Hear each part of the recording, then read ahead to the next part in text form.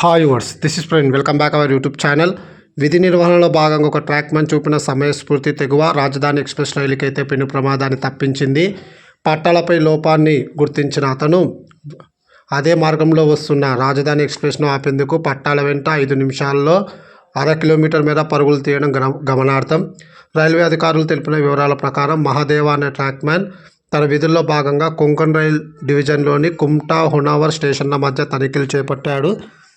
ఈ క్రమంలో తెల్లవారుజామున 4:50 ప్రాంతంలో ఒక చోట పట్టాల జాయింట్ వద్ద వెల్డింగ్ అసంపూర్తిగా ఉన్నట్లు గుర్తించాడు. అప్పటికే ఆ మార్గంలో తిరువనంతపురం ఢిల్లీ రాజధాని ఎక్స్ప్రెస్ రైలైతే ప్రయాణిస్తుంది. దీంతో వెంటనే అప్రమత్తమైన అతడు కుమ్టా స్టేషన్కు సమాచారం అందించాడు. అయితే అప్పటికే రైలు ఆ స్టేషన్ని కూడా దాటేసింది.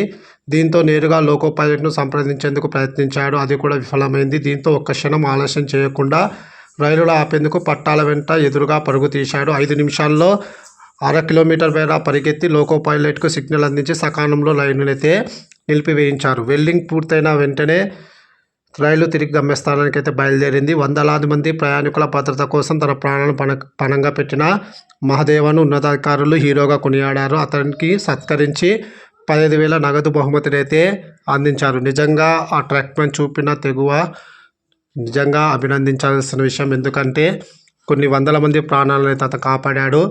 ఒకవేళ అతను ఆ తెగువ చూపించకపోయి ఉంటే ఖచ్చితంగా రైల్వే చరిత్రలో ఇది కూడా ఒక మాయన్మచ్చగా ఉండేది. ఎందుకంటే రాజధాని ఎక్స్ప్రెస్ చాలా వేగంగా అయితే ప్రయాణిస్తుంది.